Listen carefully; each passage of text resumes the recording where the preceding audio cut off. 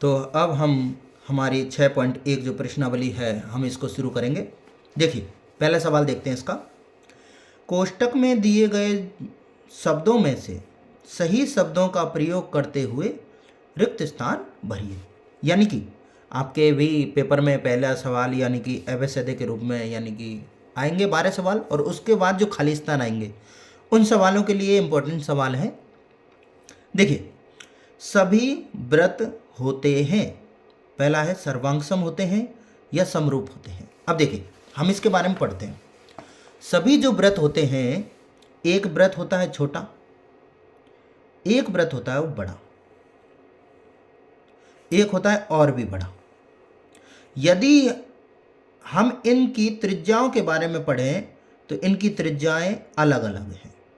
यानी कि यदि इसकी R1, इसकी R2 और इसकी R3, अगर तीनों की त्रिज्याएं अलग अलग होती हैं तो ये समरूप कहलाते हैं। और यदि इनकी तीनों की त्रिज्याएं R1 बराबर R2 बराबर R3 यानी कि एक जैसे ही व्रत बन गए, ये सब के सब छोटे छोटे, यानी कि ये कहलाएंगे सर्वांगसम। लेकिन अभी क्या कह रहा है, सभी व्रत होते हैं। उसने ये नहीं कहा है त्रिज्याएं छोटी हैं बड़ी हैं, त्रिज्याएं समान है या नहीं है। तो इसका मतलब है कि उसकी जो त्रिज्याएं हैं वो कितनी भी हो सकती है। तो इसलिए सभी व्रत क्या होते हैं, समरूप होते हैं। तो इसमें ऑप्शन क्या हो गया, समरूप। ठीक है, अब हम हमारा दूसरा सवाल देखते हैं। सभी वर्ग होते हैं, जो वर्ग हैं, एक छोटा वर्ग जिसकी चारों भुजाएं बराबर होती हैं, एक इससे बड़ा भी हो सकता है, एक इससे भी बड़ा हो सकता है। अब यदि हम इनको देखें तो इनकी जो माप है वो अलग अलग है, लेकिन है ये तीनों के तीनों वर्ग। तो इसलिए हम इनको भी समरूप कहेंगे। क्या होंगे ये तीनों के तीनों, समरूप। तो यानी कि जितने भी वर्ग हम माने, यदि उनकी भुजाएं बराबर नहीं है तो जो भी वर्ग होते हैं वो वर्ग सब क्या होते हैं, समरूप होते हैं। छोटा वर्ग भी हो सकता है, बड़ा भी हो सकता है, बड़ा भी हो सकता है। ठीक है, इसी प्रकार सभी खाली स्थान त्रिभुज समरूप होते हैं। ऐसे कौन से त्रिभुज हैं जो आपस में समरूप होते हैं? तो समबाहु जो त्रिभुज होते हैं, जितने भी समबाहु त्रिभुज होते हैं वो सभी के सभी क्या होते हैं, समरूप होते हैं। चौथा सवाल है, भुजाओं की समान संख्या वाले दो बहुभुज समरूप होते हैं यदि उनके संगत कोण समान हो और उनकी संगत भुजाएं समानुपाती हो।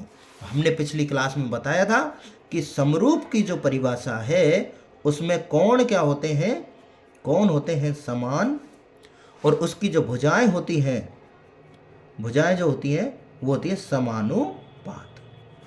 समरूप में, किसमें, समरूप में।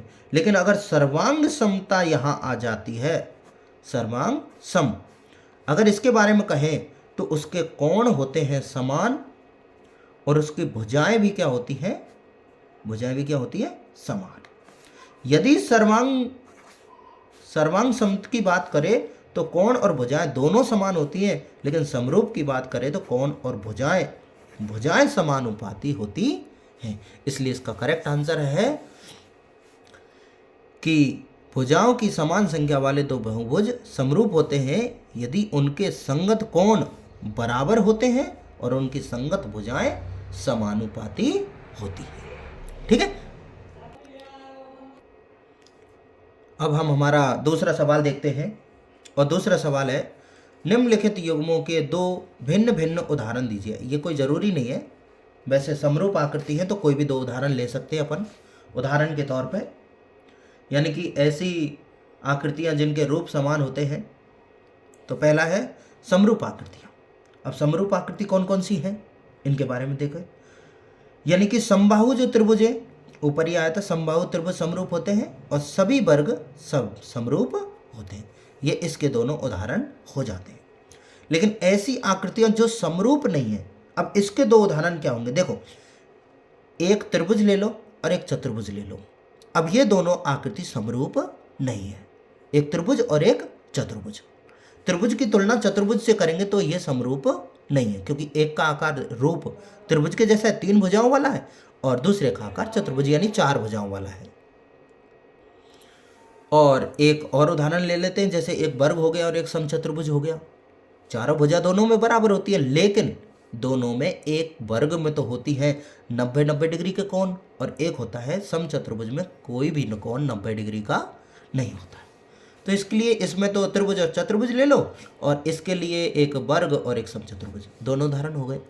बात करें तीसरे सवाल की, बताइए कि निम्नलिखित चतुर्भुज समरूप है या नहीं है। अब देखिए इसके बारे में पढ़ते हैं। सबसे पहली आकृति इसने दे रखी है समचतुर्भुज, इस तरीके से बना रखी है, ठीक है। अब देखिए इसने ये भुजा 1.5, ये 1.5, ये 1.5 एंड ये 1.5, लेकिन साइड में जो आकृति दे रखी है वो वर्ग दे रखी है, और वर्ग की उसकी चारों भुजाएं कितनी कितनी की दे रखी है, 3 3 3 वे 3 से।